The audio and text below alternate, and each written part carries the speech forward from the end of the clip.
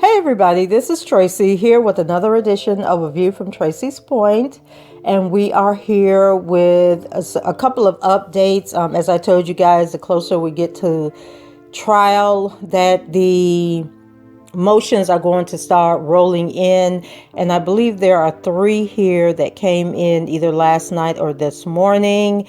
The first one is a order by Judge Ann Dunley, and it just basically says that the court directs Metropolitan Detention Center, MDC, to ensure that the defendant is able to meet with his counsel in a private room at the MDC. MDC will ensure that these meetings can take place as frequently as the defendant and his counsel request, and for the duration that the defendant and his counsel request within MDC's normal visiting hours. Defense counsel is directed to inform the court without delay if they face difficulties booking or having client visits. This is so ordered by Judge Ann Donnelly, July 12th, 2021.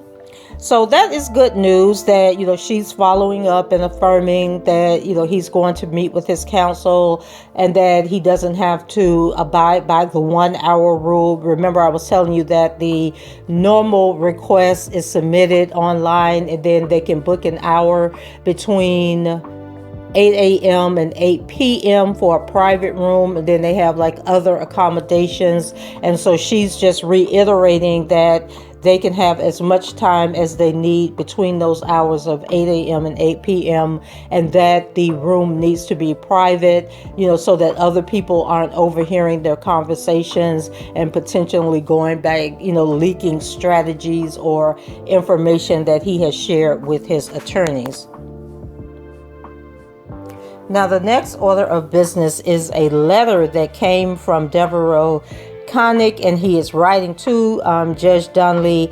And I'm not sure if this letter came in prior to her filing the motion, ordering that they can see Mr. Kelly, with extended hours, and that her motion was in response to this letter. I'm basically reading them in the order that they were filed in the PACER system, but it seems more likely that she wrote her order in response to this letter.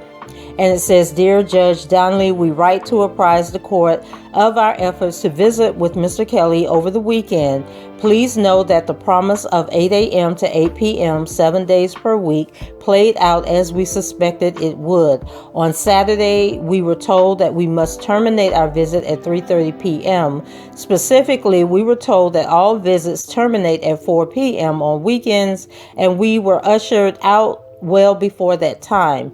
On Sunday, we were asked to leave at 3 o'clock p.m. The net effect is that we lost approximately 10 hours of prep time with Robert. More significantly, we have not been able to confirm any visits for this week. Most of the times, the rooms were already booked. Again, our recollection is that the government stated that we will have unfettered access from 8 a.m. to 8 p.m., 7 days per week. Moreover, we would be in a designated room. That promise is far from being met. Given the urgency of the situation, we respectfully request that Your Honor issue an order allowing us to have visits with Robert Kelly 7 days per week from 8 a.m. to 8 p.m. starting today. We also request to have permission to bring our laptops or computers with us to assist in the review of the discovery with him. Thank you in advance for your consideration. Respectfully submitted, Nicole Becker, Esquire, Thomas Farinella, Esquire, Devereaux L. Connick, Esquire, attorneys for defendant Robert S. Kelly. So her motion then was in response to this letter, letting the MDC know that they have to give him access between the hours of 8 a.m. to 8 p.m. And if they want the whole 12 hours, they can have the whole 12 hours. And it has to be in a private room. So let's go on to the next order of business. Okay, I probably should have read these before I started doing the video because they're all related. So we heard the final response, which was from Judge Donnelly. Then I just read the initial letter that jumped all of this off from Devereaux Canick. And now I am about to read the response to Judge Donnelly from the prosecution, basically affirming that they need her to step in and handle this matter.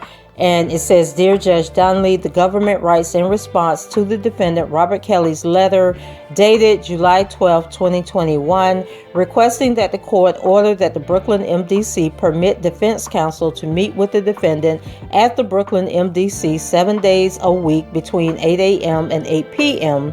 See letter of Devereaux Canick, Esquire, dated July 12, 2021, and then she gives the location in Pacer. For the reasons described below, the government respectfully submits such an order is not warranted. On February, they're saying it is not warranted. Okay. On Friday, July 9, 2021, defense counsel Devereaux Canick, Esquire, requested by email that the government assist him in scheduling a visit to the Brooklyn MDC for Saturday, July 10, 2021, between 11 a.m. and 5 p.m., and for Sunday, July 11, 2021, between 10 a.m. and 3 p.m. The government immediately contacted counsel for the Brooklyn MDC, who agreed to assist. The government advised defense counsel that going forward, he could arrange for future visits by completing the online form and following up with an email. During the afternoon of Saturday, July 10, 2021, counsel for the MDC advised the government that she had mistakenly confirmed the meeting when in fact the MDC closed for visiting earlier than 5 o'clock p.m. on Saturday.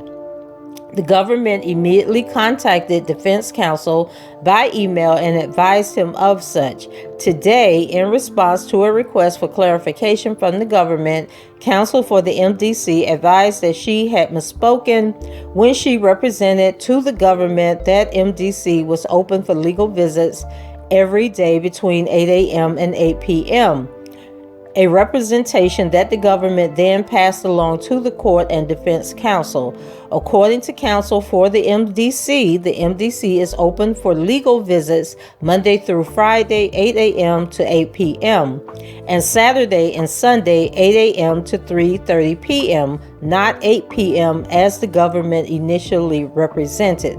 The government regrets the misinformation that it provided to the court and defense counsel, but submits that the defendant continues to have plenty of time to prepare for trial and that the court need not issue an order to the Brooklyn MDC.